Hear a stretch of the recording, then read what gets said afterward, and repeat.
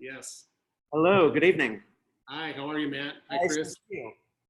What's that? You can see us both? I can see you both. Yeah, can you hear me okay? Yes, in your bright blue Dodger shirt. We can see you. Okay, good. Great. Good. Well, usually it's a funny thing. Usually we start 6:03 or thereabouts. Now we're starting at 6:03 also. Usually, Bob, I tell jokes for 3 minutes. But tonight, we had a Zoom chat. Get up to speed. Where are you? I'm in our tasting room in Arroyo Grande. I think we might have a microphone problem. Can everybody hear Bob? We can very faintly hear you. Can you hear me now? Is that good for everybody? Okay, great. Nothing but thumbs up. Perfect. Great. So you're in the tasting room in Arroyo Grande. Right, which is about 5 minutes from our house. Right. Yeah, Louisa was cooking dinner at home, so I didn't want to disrupt that process, so I decided to come down here. And we actually have a little bit better Wi-Fi here at the tasting room than we do at home. Oh, great. Yeah. Terrific. Well, it's a very, it's a good-looking scene. The dark wood and the bottles and the glass, and it's lovely. All right. I thought that I would, I'll just say a minute or two by way of introduction. There are a couple of things I thought it might make sense for us to talk about tonight with these two bottles and otherwise. Okay. And I thought at the beginning that I would just tell everybody sort of roughly, some people who have maybe been to a retrospective dinner at the restaurant here and there have heard some of this kind of thing from me before, but I'll say it again because I'm sure there are people who are joining us now who have not heard me say things like this. The relationship that I have had with Coupe Wines and via Coupe Wines, Bob Lindquist, or maybe vice versa. I'm not sure whether the man precedes the wine, or certainly, in this case, I was familiar with the wines maybe for a year and a half before I got to know Bob. That was roughly 17 or 18 years ago. And I was thinking this afternoon about a subject that crosses my mind from time to time, which is the evolution of a wine sensibility, the arc of a wine sensibility. It's like a lot of people can look back on 10 years ago or 20 years ago and think about the kinds of things that they used to think or the kinds of wines that they used to like and how that has changed a little bit. And I was thinking this afternoon, once upon a time, 15 years ago, Coupe Wines and Bob Lindquist were astonishing to me because of the value that they represented. That was a kind of a fixture in my mind, is that these wines were 5 times better than they were priced. Coupe Wines for decades have been one of the calling cards of Coupe Wines, is that these are wines that you mostly see on a retail shelf for $30, $40, $50. And it was always my impression going back to the very beginning that I thought that they could have been 3 times as much. They could have cost 3 times as much. And then what has gradually happened, I was thinking about this on my walk this afternoon, what's gradually happened for me is that I have come to the realization that at any price, these are my favorite wines made in California.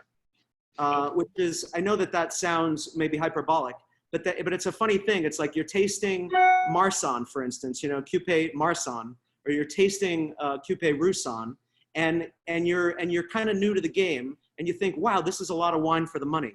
And then 10 years pass, and you begin to taste more Marsanne, you begin to taste more Roussanne, and then you get to this point where you say, never mind what it costs. There's no Marsanne in the world that I think is as good as this wine. So anyway, that is that's a big recommendation, I understand, but that's really the way that I feel about the wines. Any of you who have been lucky enough to taste multiple vintages of some of these wines, I think this is going to be a really wonderful thing tonight to be able to get into these bottles that are 8 and 9 years old. It's an amazing range of wines. And that's all I wanted to say. And the last thing I'll say is Bob Lindquist is one of my favorite people in the whole world. And I'm so happy to have you with us and so grateful to you for joining us. Thank you. Oh, thank you, Matt. And I can't believe that Fish is still not in the Rock and Roll Hall of Fame.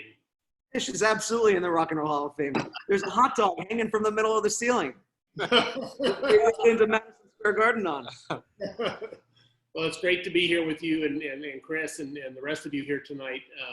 I'm, as I mentioned before, sitting in our wine tasting room in Arroyo Grande, which is about, a dozen miles or so south of the city of San Luis Obispo, and about 20 miles north of where the winery is. The winery sits 8 miles east of the town of Santa Maria, if you're familiar with the lay of the land here. And I've been in the wine making facility, what we call Clendenin Lindquist Vintners, with Jim Clendenin now since 1989. So now 31 years, which is kind of a long time for any relationship to survive and evolve as Jim's and mine has. But it's been a great relationship. Jim and I have no ownership in each other's businesses, but we have a joint venture business together in the winery facility. And we both pooled our money together to buy a press and buy tanks and pay the staff, et cetera. In the last 20 years, buy computers and have people who know how to run them and that kind of thing. So what was the year of the inception of the winery? 1982 was my first vintage, and that I was working at Zaca Mesa Winery, which is one of the pioneering wineries here in Santa Barbara County. And I'm not in Santa Barbara County at the moment, but in this area. And I bought grapes, bought barrels, and made my first two vintages at Zaca Mesa while I was still employed there. And then after the 83 vintage, went off on my own and built Cupé from there. Can you talk about what it was in the beginning that attracted you mostly to you? Cupé has been almost synonymous with Rhone varieties, with Rhone grape varieties. Can you talk about what that initial attraction to those grapes was in terms of for people who are not maybe familiar with what Rhone varieties are? Syrah, Roussanne, Marsanne have all been very, very important grapes to you. Yeah. Actually, a real seminal moment for me was when I was working at Zaca Mesa. This would have been kind of late 1979, early 1980. We had a handful of house accounts in California that we sold to directly. In other words, one of the representatives from the winery went and called on the account, showed them the current wines, and sold the wines directly to the account. And on my first trip to the San Francisco Bay Area, on behalf of Zaca Mesa, my boss at Zaca Mesa, who happened to be my mentor and happened to be my partner in the winery now, Jim Clendenin, said, while you're up in the Bay Area, go to Kermit Lynch's store and buy me this, and this. And while you're there, you might want to buy yourself some of these wines too. And he had an array of Rhone wines and Burgundies and so forth that he had a wish list for. And I didn't know Kermit Lynch, didn't know about Kermit Lynch, but quickly got to appreciate what he was doing. But on my first trip there, Kermit happened to be in the store, and I got there like maybe a half an hour before closing time on some evening, a weekday evening, and I introduced myself and told him what I was doing, and Kermit immediately climbed up on his soapbox and said, you should not be planting Cabernet in California. You should not be planting Chardonnay and Pinot Noir. You should be planting Syrah and Mourvedre and Grenache and Marsanne and Roussanne. He kind of went, and Viognier, he kind of went down the Rhone spectrum, and he, it was a little bit prescient on Kermit's part, I suppose, but at the same time, he was wrong, because Cabernet obviously does well in California. Chardonnay and Pinot Noir make great wines in California, but what he was right about, and what had not been pursued to that point in any effect, were Rhone varieties. There was a little bit of Syrah being made by Joseph Phelps, a little bit of Syrah being made by a winery called Estrella River in Paso Robles, and a winery called McDowell up in Mendocino County. But other than that, there was very little being done with Rhone varieties. But you could tell that it was something that was, about ready to break, because that was around the same time that Adam Tolmack from Ojai Vineyards was getting started. Randall Graham from Bonnie Doon was getting started. Zaca Mesa had planted Syrah, and so they were going to pursue that as well. So that was really my kind of introduction to the Rhone varieties, and I bought some wines from Kermit, brought them back home, and just really appreciated them and loved them. And you mentioned pricing, and when I released my first wine, my first Syrah from Cupé, you could buy a bottle of Gripa San Josef from Kermit for $7.95 retail. So it didn't make any sense for me to charge any more than that. So my first wine was $7.50 retail, and I've kind of kept that model and kind of, let it grow from there. You told me something that I remember from a moment in conversation with you 10 years ago or something. You mentioned to me once that the reason that one of the reasons, maybe the biggest reason that you got into winemaking in the first place, that there was a notion about the act of sharing a bottle of wine between two people. That's right. That's right. Yeah. All right. Well, and actually that is I ask people, why is the bottle 3/4 of a liter, and that I think that's probably what you're thinking of, but that Right. It all stems from there. But the idea that it's enough wine for two people. It's the exact amount for two people to share with dinner, and then if it's Friday night or Saturday night, 2 bottles. And with European wines that are normally balanced in alcohol, Yeah. You've done this many times. You've consumed 2 bottles with another person over the course of an evening, and it's it's maybe a little bit excessive, but if you're not driving anywhere, it's okay. But 1 bottle is perfect, and in fact, 1 bottle of moderately alcohol wine, 2 people can enjoy over lunch even, and still get back to work and do what they need to do. But Right. anyways, that's. I think this is the longest. That was all extremely great, and I think thank you. And I think maybe we should. Do you have the 11 Marsan in front of you? I do. I'm going to open it, and I thought. Oh my goodness! Wow, that's great. And I thought you had mentioned the Durand corkscrew in one of your emails. I did. So I thought I would demonstrate it in case your group has never used it or know what you're talking about. I think that's wonderful. Anyways, this is the Durand. It comes in a little fancy little cork box, which is really cool. And it has magnets to hold the cork box together. And it's a 2-part corkscrew. And it is the bomb for opening older bottles. If you don't have one of these and you buy older bottles, you need one of these. It's very easy to use. Let me first clean the top off a little bit here. You take this part, the screw part, and you put it right down the middle of the cork.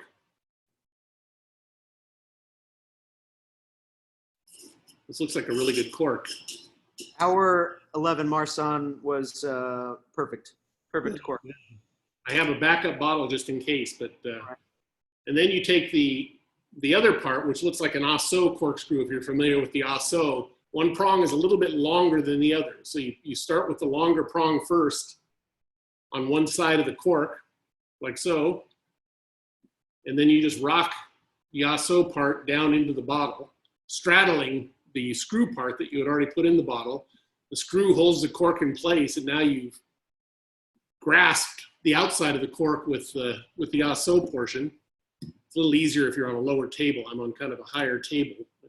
Then you just gradually kind of pull it up like that, grab it by there we are. And so if you have corks that want to break in the middle of them, this will keep that from happening. And with older corks, you can usually coax them out of the bottle with this as well. I've had a lot of success with opening really old bottles with the Asso. It's not perfect, but it's about as close to perfect as it gets. It's amazing that it took so long to devise. I know. Isn't it? I actually know the gentleman who invented it, Yves Durand. Uh-huh. Yeah, he's a sommelier wine guy who lives in Atlanta, Georgia, of all places. He's French, but he lives in Atlanta. Yeah. And he's probably 80 years old at this point. Amazing. Yeah, and great guy, and yeah, cheers. Cheers. Great to see you. Oh, it's a good bottle. So I'm assuming that most people have this wine in front of them at home. Everybody has the wine in front of them. Every single person, I think, has the wine in front of them. So as Marsan ages, it starts to get real nutty, and this is still kind of in its middle age phase right now. But so, Bob, what about? I'm sorry to interrupt you. Quite all right. I already need more wine here. Oh, thank you very much. anyways, so, What about Marsan and what about 2011? well, 2011 was actually a great vintage in the Central Coast. It's a vintage that if you listen to the critics, they pan the vintage because it wasn't a great vintage for Napa Valley Cabernet. And actually, when it's not a great vintage for Napa Valley Cabernet, those are usually the Napa Valley Cabernets that I end up liking because they're a little more elegant. They're usually not quite as ripe, and it was a vintage that had quite a bit of rain in the North Coast. And in the Central Coast, we did have some rain during the harvest, but not nearly the amount that they had in the North.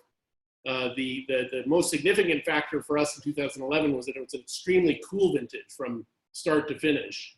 One of the coolest vintages, in fact, it was the last really cool vintage that we've had here on the Central Coast, 2011. Amazing. So in a cool vintage, you get longer hang time, longer chance for the grapes to kind of develop flavor and complexity, and I just really prefer them. You tend to really hold the acidity and the freshness in the grapes. And in a cool, challenging vintage like 2011, the challenge was then getting it right. And we were able to get everything pretty ripe, pretty right on in 2011. Do you think that this wine, do you have any recollection about when this wine might have been picked? It would have been around maybe the 10th of October. Wow. Normally we're picking it around the 15th to 20th of September in a normal vintage. Yeah. Yeah. It's supposed to be 3 weeks later. Yeah. Yeah. It was a really unusual vintage. And we actually had a decent crop with the Marsan. A lot of the grape varieties in 2011 had small crops. And so if they had a small crop, they would ripen a little bit ahead of schedule in the context of the cool vintage. Yeah. I want to mention something I wanted to mention that I think is extremely something that is just a little bit of a thought. Maybe it's quite revealing. This lunch that I'm sure that you remember that we had at Heirloom 8 or 9 years ago, the Marsan lunch, right? And at that lunch, for everybody who's here and listening, I think that we opened 17 different vintages of Marsan. And I think that the oldest one that we had was 1987. Does that sound right? It was the 88. 88. It was the 88, yeah. And 87 was my first vintage, but I couldn't find it, even though I think I saw a bottle of that somewhere. Yeah. So the reason that I still had about a half a dozen bottles of the 88 vintage, and so that was the oldest one we had. Amazing. And the reason that I bring that up is just to offer an indication of the other thing, I might have mentioned this, but I think, more or less 16 and a half or 17 out of 17 of those wines were showing. Yeah. They obviously had all different sort of levels of vitality and all different personalities, but there wasn't a drop in that roster that you would have, that you tasted and you thought, boy, somebody should have drunk this 10 years ago. These are wines that are really, really built. I'd like to say something too, Bob, on behalf of someone that's already asked a question in the chat. But if you look at this bottle, it mentions that there's a fair amount, there's 21% Roussan in this. And, would you speak to that in the process that you take with Marsan? Do you co-ferment these grapes together or do you blend them? No, they ripen at different times. So they're from two different vineyards. The Marsan is from a vineyard in Los Olivos called Ibarra Young. It's a vineyard that we have leased and farmed ourselves since 1986. And in 1999, we started farming the vineyard organically. But that's our main source of Marsan. I do get Marsan from a couple other vineyards from time to time, but in 2011, it would have all come from Ibarra Young Vineyard in Los Olivos. And then the Roussan comes from Bien Nacido Vineyard, which is a little bit cooler site and actually a little bit better site for everything. It's a better vineyard than Ibarra Young, but it's also a little cooler site, so a little more acidity from grapes grown there. And it turns out that it's kind of an ideal place to grow Roussan, and you can grow great Marsan there as well. Bob, in terms of talking about, you have historically made wines that are 100% Marsan, right? I have before, yes. Yeah. And typically there is some small percentage of Roussan that's blended? Yeah, beginning in I remember what year I think it was 1996 was the first year that I started putting some Roussan into the Marsanne. Up until that point, I only had Marsanne available. Right. Got it. Can you talk about how you regard the flavors, the intrinsic flavors of those two grapes and how they work together and what this tastes like to you, you know? Sure. Yeah, Marsanne tends to be, let me first just say that I think Roussanne is actually the greater grape. I think it can make greater wine than Marsanne can, where Marsanne is more kind of the workhorse grape of the white northern Rhones. It sets a bigger crop than Roussanne. It's less fickle in the vineyard, and it ripens earlier. All things being equal, it ripens earlier than Roussanne does, so it's a little less risky to grow in the northern Rhone. And, 100 years ago or 120 years ago, Roussanne was the dominant white grape in Hermitage and Crozes Hermitage and Saint Joseph. And Marsanne started to creep in, and the growers at that time realized that Marsanne was easier to grow and also made great wine, but just not quite as fickle as Roussanne was. So over the last 120 years, Marsanne kind of took over from Roussanne, and it completely switched. It used to be 80% Roussanne, 20% Marsanne in Hermitage especially, and now it's the opposite. It's 80% Marsanne, 20% Roussanne. But through the advent of an event that we actually hold in Paso Robles, which is called Hospice de Rhone, California Rhone winemakers have gotten to know younger French winemakers and show them what we're doing with Roussanne in California. And now Roussanne's making a comeback in the Rhone, partly because of climate change, so they're having warmer vintages and they can ripen Roussanne a little more easily, but also because of improvements in farming and improvements in clonal material and rootstocks. And so through that, Roussanne is making a comeback, and now you're finding more and more Roussanne-dominated wines in the northern Rhone. And what do these two grapes taste like? Yeah, they're actually very similar. They have some similarities. They always have kind of a minerality, kind of a wet stone aspect to them. Roussanne generally has a little bit more fruit character, and Marsanne generally a little bit more of that kind of mineral character. And they always have, to me, a little bit of a little touch of like honeysuckle and a little touch of kind of a floral aspect, and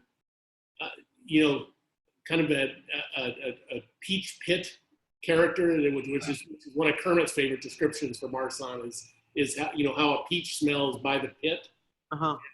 And I often get that in both Marsanne and Roussanne.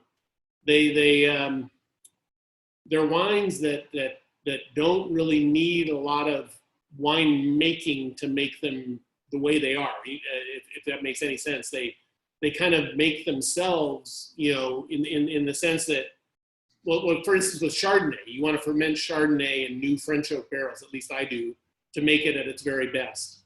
And with Marsanne and Roussanne, they don't need that. They just need to ferment carefully and ferment dry, and they don't need a lot of adornment. I do with my pure Roussanne, I do like to use 1-year-old barrels because I find that to be kind of intriguing. I think the Roussanne from Biennacido can take that 1-year-old oak. And that gives the wine a little bit more complexity. It has so much structure, that wine. That's right. Amazing. Yeah. Well, I hope all of you guys, does anybody have questions about this wine? We'll jump into Syrah, and at the end, we have 1,000,001 things to talk about. But I'm cognizant of the idea that some of you may have dinner to get to. So does anybody have questions about 11? Bob, is there something else you want to say about the Marsanne? Just one quick note about Marsanne versus Roussanne is Marsanne tends to ripen at a little bit lower sugar level than Roussanne. At least our Marsanne and our Roussanne do. So typically we're picking Marsanne at about 12 to 12.5% potential alcohol. Yeah. And typically we're picking Roussanne at about 13.5 to 14% potential alcohol. So that's one difference with them as well. Will you clarify, because I think that this is kind of an interesting idea. I think what you just said was the wine ripens with less sugar. Right. right? Can you, I think a lot of people think about ripening and sugar level as complete corollaries. You know, exactly. So what does it mean for something to be fully ripe but have less sugar in it? Yeah. So what we're also looking at is the condition of the fruit, and the most important factor besides the sugar level is the pH and the acidity. So we want all those things to be in balance. And with Marsanne, when it gets to about 12% alcohol, at least in the vineyards that I work with, that's when it's optimally balanced with the acidity and the pH. Where Roussanne tends to need a little bit more time, a little bit more sugar, a little more time on the vine to get to that same balance level. So that's really it's all about balance. And we're talking, when we're talking the difference between 12% and 14% alcohol, sure, it's significant, but in the overall scheme of things, it's a range of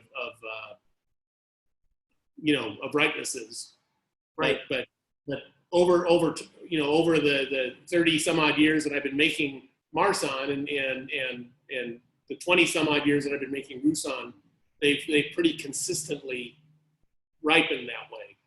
Uh-huh. Terrific. There's a question about how long the question is, how long will the wines hold, the Marsanne and the Roussanne? And I guess, I wonder if a concurrent question to that is, when is your favorite time to drink them? For me, there's kind of two windows with Marsanne. There's when it's a young fresh wine, it's a beautiful young fresh wine, in the first few years. And then when it gets to be about 10 years old. So this 11 is actually just now getting there. And during that middle period, they tend to kind of shut down. They don't show as much. And that's not always the case. I've had some 5 or 6 year old Marsannes that show beautifully as well. But in most cases, I find that to be true. Either drink it young or drink it after about 10 years of age. Isn't that a commonly held idea about Hermitage Blanc too?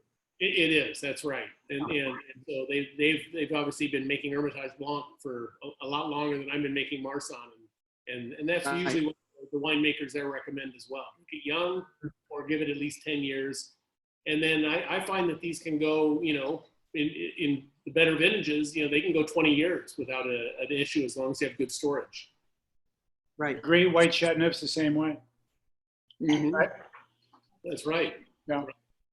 The great Vieille Vigne Roussanne from Beaucastel is typical, right? It's great young, and it shuts down for 15 years, and then it's beautiful in 25 years. That's right. Bob, don't be alarmed. That's a man named Kevin O'Connor. Yeah. Hey, Bob. Where are you? I'm in Los Angeles. All right, cool. Good to see you. It's been too long. It's been a while. I got something very interesting to show you in a moment. Okay. Hopefully you're wearing pants. Just a jock strap and some fishnets. Please. This is a family broadcast, all right? Please. I know I went swimming and took a shower, right before coming down here to the tasting room this afternoon. And I almost came down here in my house slippers. And Louisa said, "You're not really going out in your house slippers, are you?" I said, "No, you're right. Even though nobody's going to see me, I'm going to put flip-flops on instead."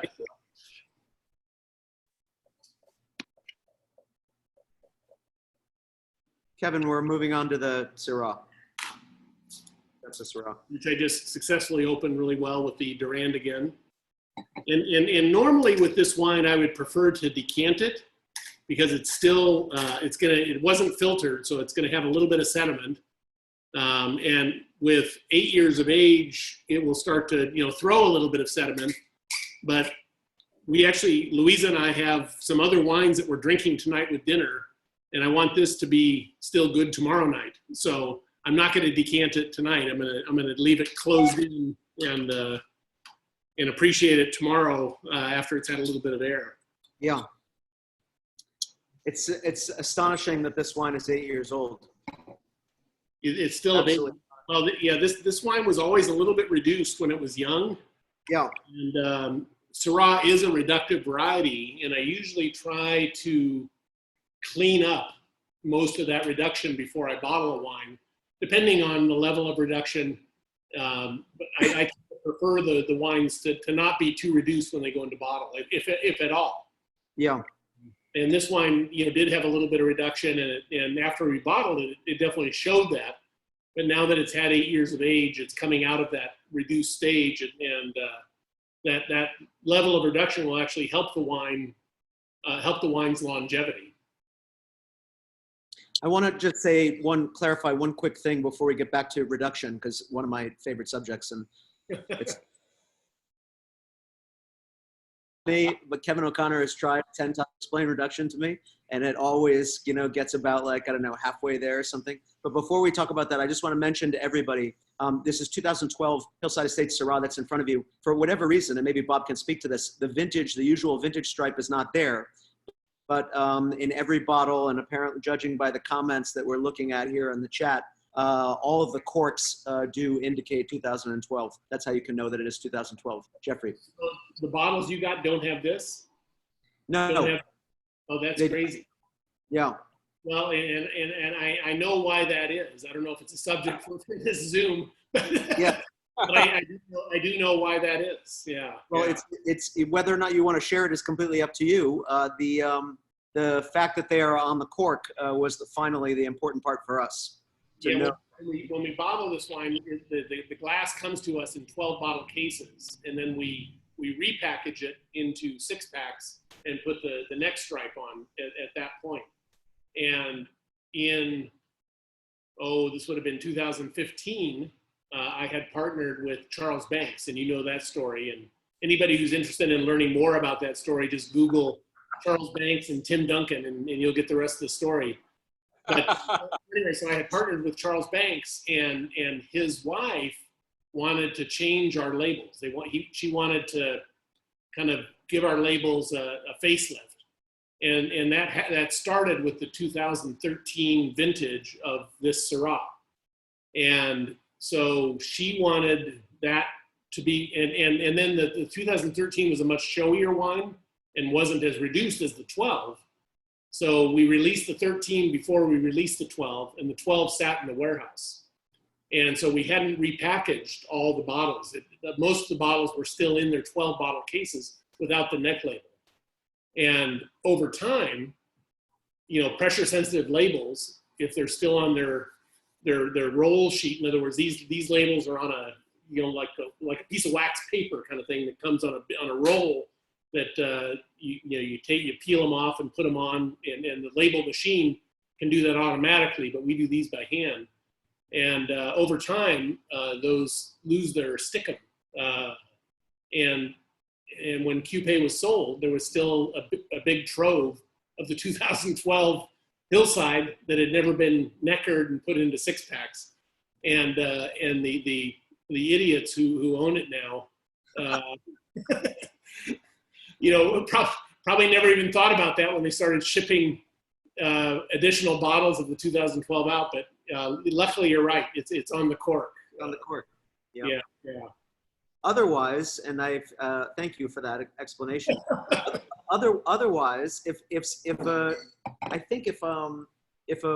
a purveyor, if a salesperson came into this restaurant and poured this wine for us, and told us that this was, some current release, 2016, 2017, I think we would believe it. I think I would believe it. Sure. It doesn't taste like it's older than the day it was born. Yeah, It's still such a baby. Yeah. it does. It certainly does. Now, getting back just for a brief time on the subject of reduction, my understanding of that is, that you would perhaps, in a way of relieving it of these type of notes, or the notes that reductive wines show, you would introduce more oxygen. Correct. And this tastes youthful. So Yeah. how do you strike a balance there? Maybe you can speak to what reduction means for those people that. Yeah, reduction is just it's kind of a little bit of a stinky character, and it comes from sulfites that exist in the wine and on the grapes, and as sulfites become, if they live in an anaerobic in an environment where there's no air, they can tend to won't grow in terms of their aromatics, and it can create, if it gets too significant, then it can be kind of like the smell of rotten eggs, or the smell of like Onion or matchstick or onion, or I mean, there's different kinds of reduction that, and it can sometimes it can be pleasant, like Koshtori, white Burgundy can have a little bit of that matchstick kind of reduction, and collectors and wine geeks, freak out about how good that is. And it's an intriguing character, and with a little bit of air, that kind of opens up and it goes away. And it also allows Koshtori white Burgundies to age remarkably well. And so it also works as a preservative. It does. It does. Yeah, because it acts as kind of an antioxidant in a way, and helps its longevity. So does that mean that this wine maybe has 2-3 decades ahead of it? I think so. Yeah, for sure. Yeah, no doubt about it. Yeah, it's going to be very long lived, and it was a great vintage. It was a much warmer vintage than 2011, and at the time, it actually seemed like kind of a warm vintage. But looking back on it now, after the series of much warmer vintages that we've had since, 2012 seems like kind of a normal vintage, climate-wise. Amazing. Yeah. Does anyone, we haven't talked, you haven't said anything specific about this wine, well, apart from the reductive aspect, from where it comes from. Yeah, just one last final thought, Chris, on your question is we would rack and aerate the wine. So when we rack it, sometimes we would go into the bottom valve of the tank, which would minimize. When we rack Syrah, we do it with a pump. We do it with a pump and this thing called a bulldog pump, which is a stainless steel tube that goes into the barrel and sits off the bottom of the barrel at different levels, depending on how much lees we think is in the bottom of the barrel. So when we rack Syrah, we use a pump because we want to introduce air. When we rack something like Grenache or Pinot Noir, we do it by gravity because we don't want to introduce air. And then when we go into the bottom valve of the tank, it fills from the bottom, slowly going up, and you don't get much, you get some air, but you don't get a lot of air. If you have a wine that's reduced, or a wine that you want to open up a little bit with additional air, you would go over the top of the tank with the hose and splash the wine into the tank. And if I was worried about this wine having to release it right away and having to sell it right away, I might have splashed it one more time before it was bottled. But I wasn't worried about that, so I didn't. And it's the benefit for that now, because it will help its longevity in the cellar. Terrific. Does anyone have questions about the Syrah? Do you want to say a word about the parcel that this comes from? Yeah, it's a great spot. It's what's called the Z block at Bien Nacido Vineyard. Bien Nacido is in the Santa Maria Valley, and that's where the winery is located. Very cool climate, a vineyard that's really best known for Chardonnay and Pinot Noir. And that's because of our climate on the Central Coast. We have these really long, cool summers on the Central Coast because of east-west valleys that are open to the ocean. They're kind of like open windows to the ocean. And so it's an ideal place for growing early ripening varieties like Chardonnay and Pinot Noir. But then some of our best weather is September and October. And in San Francisco, you've witnessed this as well, because you'll notice a lot of times that your summers are not that nice, but your Septembers and Octobers are usually pretty glorious. And we have that similar kind of effect here on the Central Coast. So later ripening varieties like Syrah can hang on the vine and eventually get ripe. This usually ripens near the end of October. I've harvested as late as November 17th in 1999. In 2012, as I mentioned, it was kind of a warmer or normal vintage. We harvested this around the third week of October. And it's a southwest facing hillside slope at Bien Nacido, so it gets a lot of sun during the day. We traditionally get fog in the summertime that burns off by about 10 o'clock in the morning, and then that hillside slope facing southwest, gets sun all the rest of the day. And it's just a really beautiful spot. It was actually the first hillside planting at Bien Nacido. We planted it in 1992, got the first crop in 1994, and I've been making wine from this block ever since. Bob, you just said that the fruit for this wine was picked around the third week of October, Right. and the wine is 13.5% alcohol. That's what it says on the label. So thereabouts. That's pretty close. Yeah. So is it the case that this vineyard, generally speaking, is a significantly cooler spot than most of the vineyards on the Northern Rhone? It is cooler, and our degree days in Vienna are definitely lower than they are in Côte Rôtie, but they're not too far off from each other. Hermitage is a little bit warmer than Côte Rôtie. Côte Rôtie is the most northern of the great Northern Rhone Syrah vineyard areas, and the coolest area. But Côte Rôtie also has these kind of extreme hillsides that also take advantage of the sun as much as possible to ripen Syrah. But our degree days are not too different from each other. But the significant difference, Matt, is that in Côte Rôtie or Hermitage or the Northern Rhone in general, they get a lot more heat in the middle of the summer, where our summers are cool. And they have a lot cooler spring, where our spring is a lot more mild. And they have a lot cooler fall, where our September, October are warmer and nicer. So we get there in a different way than they do in Côte Rôtie or Hermitage or Saint Joseph. Or you might say that your weather is a little more consistent throughout the growing season. It's definitely more consistent, and that's one of the great things about California, is that we do have great weather here. There's negatives to having great weather, like not enough rain and maybe too much sun, but that's what we have. And luckily we have the Pacific Ocean, which is a cold body of water, right off the coast here, that helps moderate things all year long. The Pacific Ocean off of Santa Maria or off of Arroyo Grande or San Luis Obispo is cold. I mean, even during the warmest time of summer, it maybe gets up to 61, 62 degrees. And most of the year it's in the low 50s, the water temperature. Well, Similar to the water off of San Francisco. Your water there is always cold. Mm-hmm.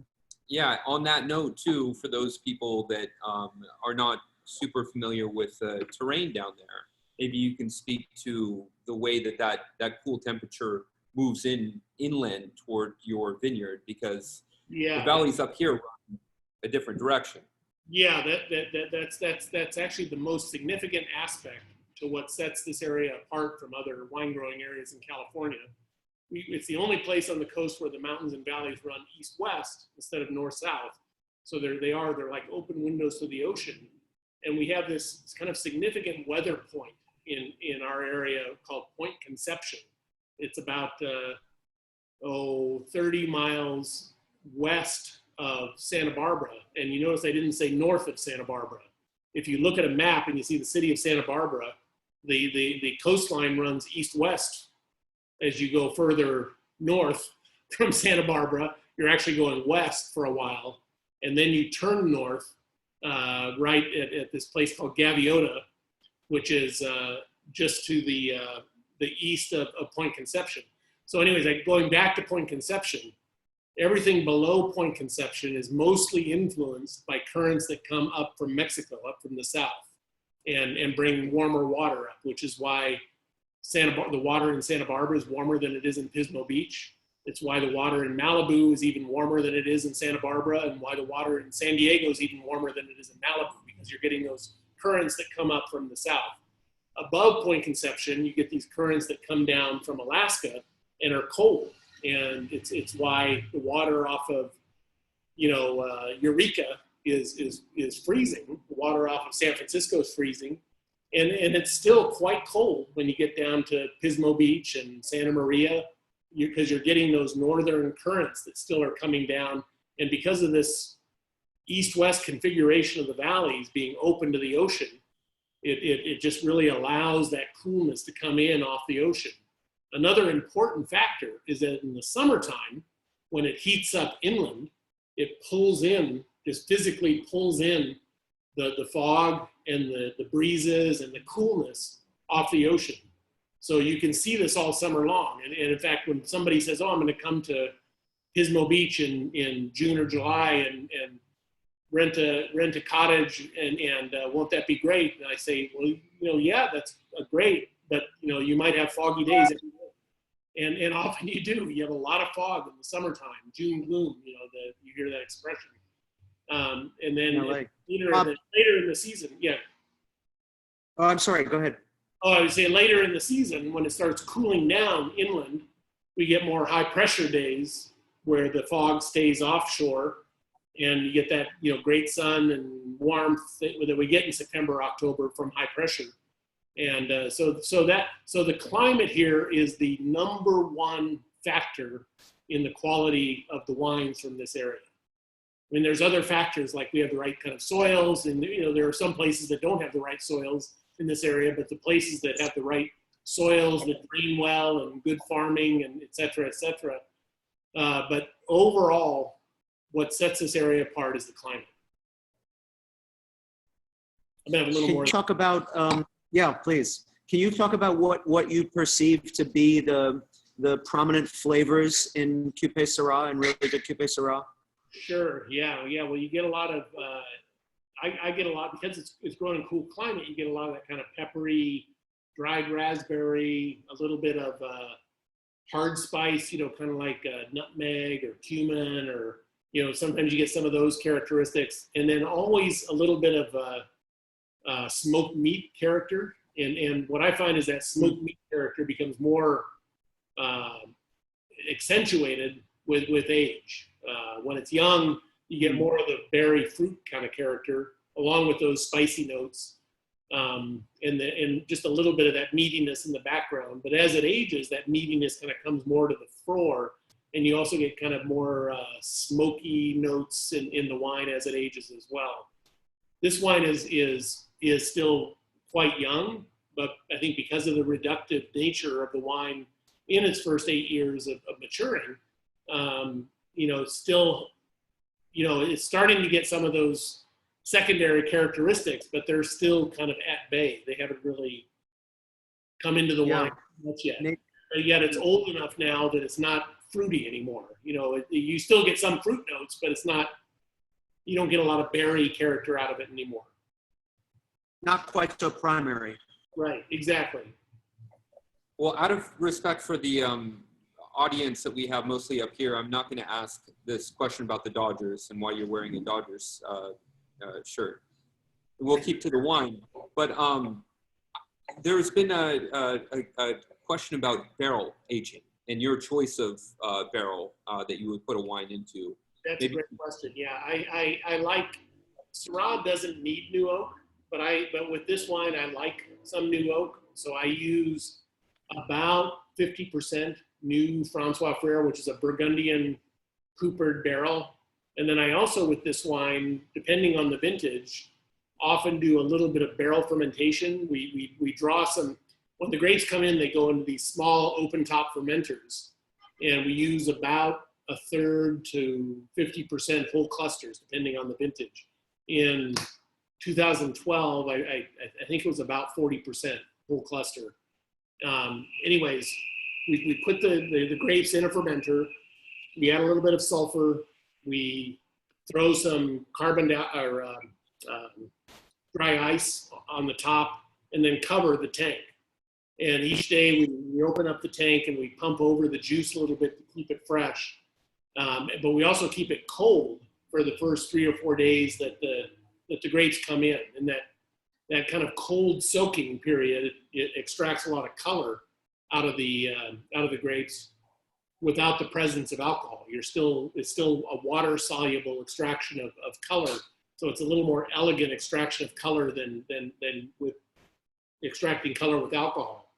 So anyways, after about day 3 or day 4, from time to time, and in most vintages, in fact, I'll draw a little bit of fresh juice out of those tanks and put it into some brand new Francois Frere Burgundy barrels and barrel ferment a small portion that I then dose back into the wine, depending on the vintage and how much I want to put into it.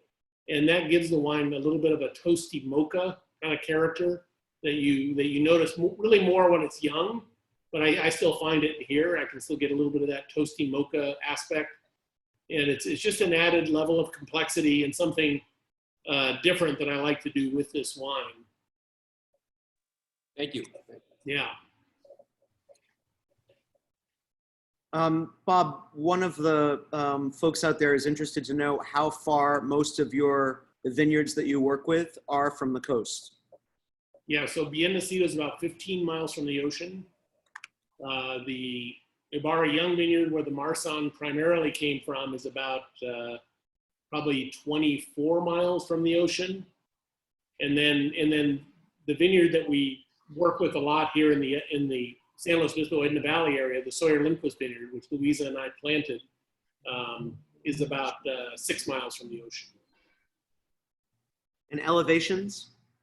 Not high. So this is a hillside vineyard, but when you go down to the bottom of the hill, you're only about maybe 150 feet above sea level, and then this is up, maybe 750, 800 feet above the valley floor.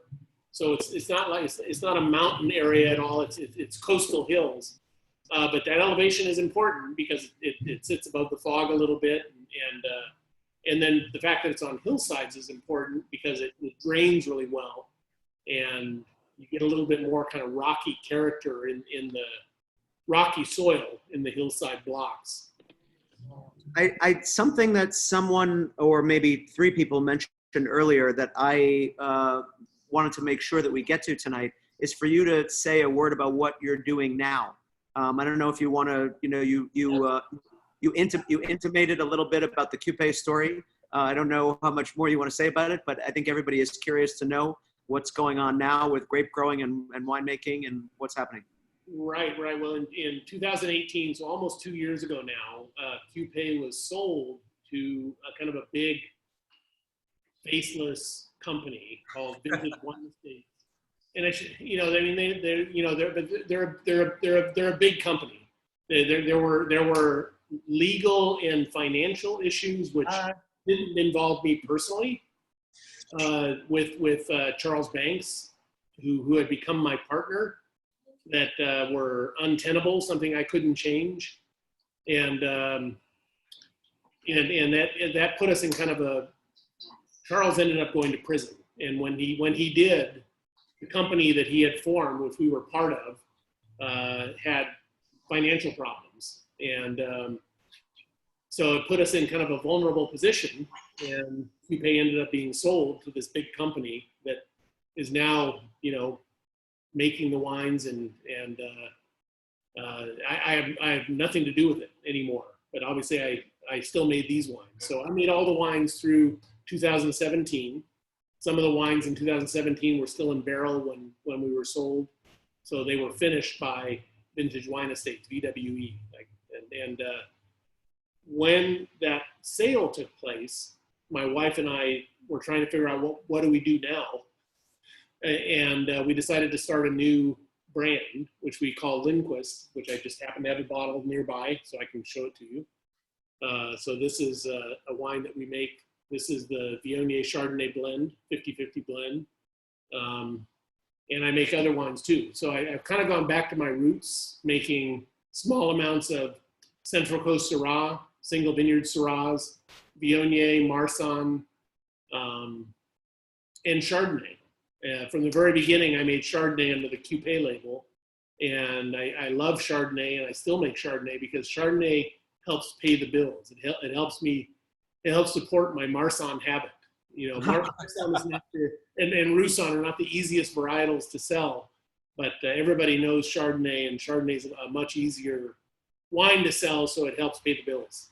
You mentioned when I told you about some of the older wines that we had purchased that we were making available on our little website now. You said something about 2012 Block 11 Chardonnay was the ringer in the bunch. I think you said something like, try finding white Burgundy that tastes like that for that kind of money. Right. From this vintage, from the same vintage of the Syrah that we're tasting. Yeah. And were you able to get some of that? We did get some of that. Oh, good. Yeah. I love that wine. and I love that block. I love Chardonnay, and Santa Barbara County and Edna Valley in this area really have that's the variety along with Pinot Noir that this area hangs its hat on. And my partner Jim Clendenin makes wonderful Chardonnays and Pinot Noirs for years, from this area, and I've always made a decent amount of Chardonnay because I love it, and again it helps pay the bills, and I'll continue to do that. So when I started Lindquist, And it's delicious.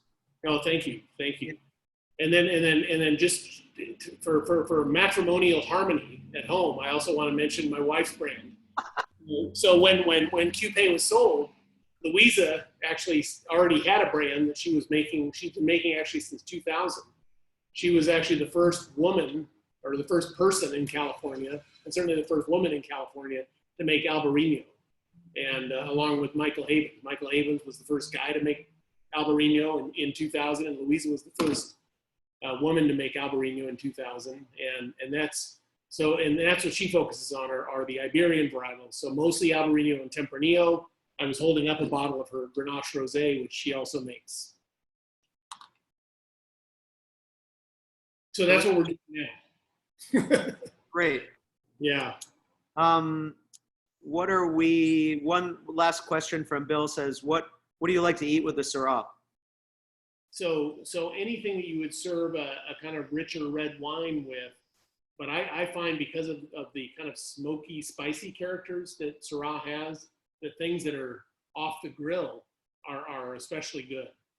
So meats, or I mean, this would probably be a little bit of a stretch to have with king salmon off the grill, but you could have this with king salmon off the grill and enjoy it quite a bit. And salmon is in season right now, so that would be a high recommendation. I like Syrah with Dodger dogs. I think that's a really good.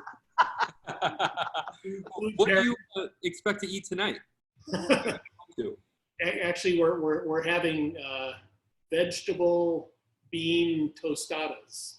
Oh, very nice. Yeah. We have a local organic farm that we support, which we've always supported, but during these times, it's especially important to support it. And we picked up a CSA box from them. We pick up every Saturday from them, along with add-ons that they have. And so we have all kinds of. I didn't even look in the box to see what's in there, but I know there's going to be all kinds of good veggies. So we have some of the the tostadas that you buy in the store in a package that come about 24 in a package, because we made some ceviche the other night that we use those for. And so tonight we're going to have vegetable bean tostadas and a salad of some sort. We'll all be over in 15 minutes. Something right. I want to say a very quick word. Thank you, Eric, for the prompt.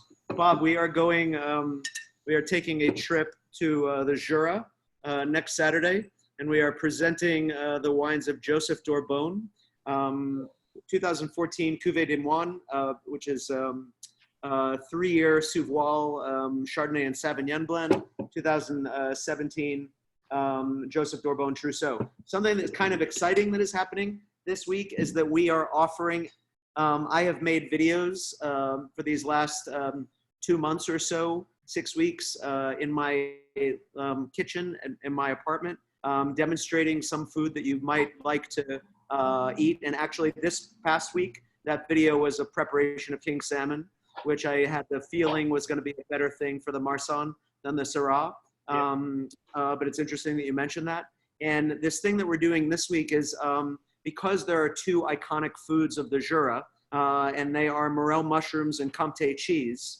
And we are able to get our hands on very, very high quality, both of those, morels and Comté. For everybody who's picking up at the restaurant this week, we're making little bags of morel mushrooms and a piece of Comté cheese available to take home with the 2 bottles of Dorbone from the Jura. So that's for pickup, and it's on the website. What else? Let's see. Bob, you want to make a last comment? We actually have, before you say anything, this is apparently a time for birthdays, because it's Greg's birthday. We want to wish Greg a very happy birthday.